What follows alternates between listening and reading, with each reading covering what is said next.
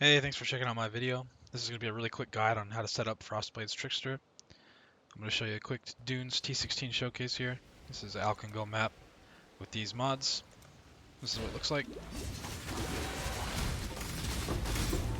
This is with Headhunter, obviously.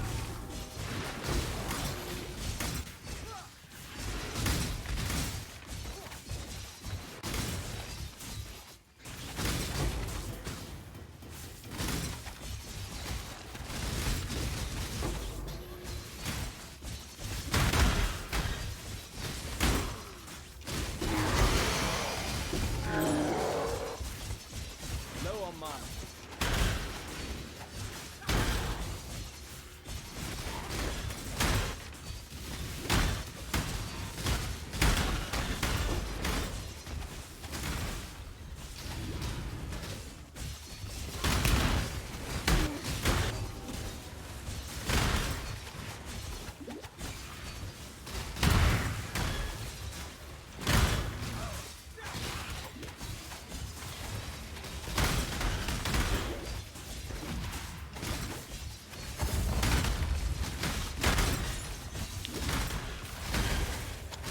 You see that this build can full clear legions, no problem.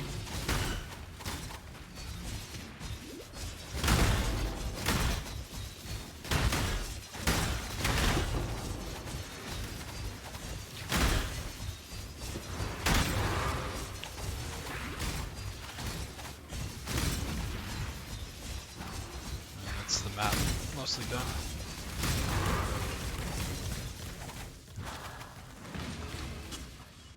So set this build up. You need to get a claw with fizz damage and cold damage, and then attack speed and crit as a minimum. The more you can get, the better. Get a heat shiver with Herald of Ice, or Hatred, or Grace efficiency. Any one of them works fine. Get a shield with suppression and 30% reservation, and then life and resist if you can, as much evasion as you can. Put your 3 big auras in here. Get a chest with suppression and as much evasion as you can get. Put fortify on it, on the implicit. Get life and resist if you can.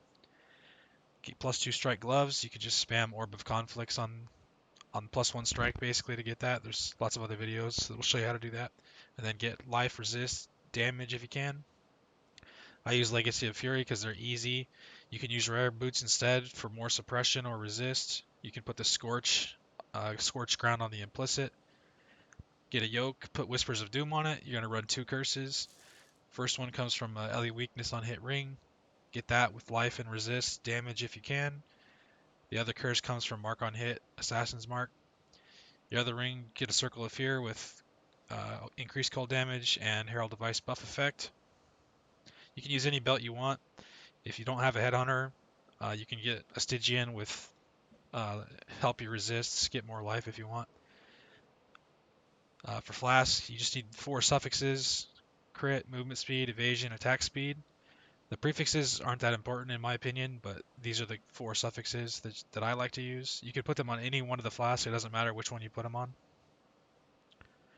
For skills, you're going to use Frost Blink linked with Bone Chill for more damage, and then Frost Bomb for exposure. And then you use Ancestral War Chief and Ancestral Protector on a multi-totem setup. This gives you tons of damage. You can see here on my tooltip, it's 273 right now with nothing. But if I put down both of these totems, it goes up to 398. So make sure you have these totems down whenever you're doing any kind of boss or essence or any tough mob like that. The tree looks like this. It's a pretty simple tree. Abuses Nightblade, Elusive, Crit Multi. I have a cluster like this that gives me Leech with Fuel the Fight, Feed the Fury. You can get an Elemental cluster instead and then take this wheel for Leech instead. That's really strong also. Get a Storm Rider, notable for power charges. Astonishing Affliction is just a really good notable also. Take this for mana. I have Impossible Escape to get this Penetration and Calling Strike. This is really nice. The Point Blank one's not that expensive. I have a Watcher's Eye with Flat Cold on Hatred and Grace Evade. It's a pretty good one. With my flasks up, I have 92% evade. It's a little more than that. A little more than that in maps, I think, actually. You're also going to run precision. Forgot to mention that to cap your accuracy and get more crit. You put a lethal pride right here. I'm going to show you how you can find a really good one in POB. So open up POB and then you just click this button right here, find timeless jewel. You're going to use lethal pride. We don't use a keystone, so we're going to go any because it doesn't matter which one. Ghost dance is the name of the socket that's right there.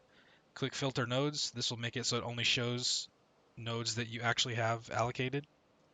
And then if you just generate by DPS and hit search, it will show you the highest DPS timeless jewel you can find. Like this one has 5 double damage notables on it, which is insane.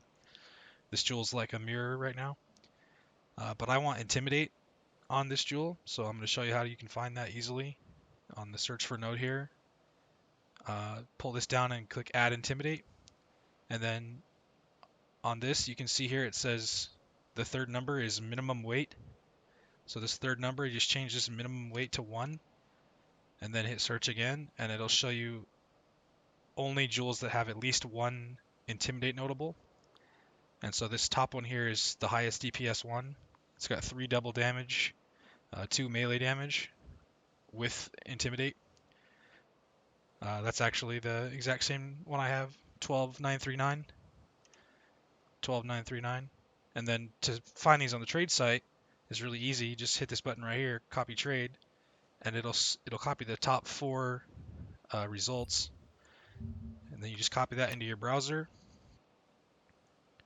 and you can see it puts all of the different conquerors with those 4 jewels in. And then you can find a really good cluster like this one right here that I have. The same one I have is a really good jewel. It's only 60C right now, but usually you can find a good one for 1 or 2 divines maybe. So yeah, that's how you find good timeless jewels. I'll link my POB in the description. You guys can look through the gems and stuff, the rest of my gear if you want. Oh yeah, I have a explosive expert, forbidden flame, forbidden flesh. It's a lot of damage. Opportunistic is slightly better, but it's really expensive right now, so I just went with this. So yeah, that's about it. Any questions, leave a comment and I'll try to answer. Thanks for watching, guys. Later.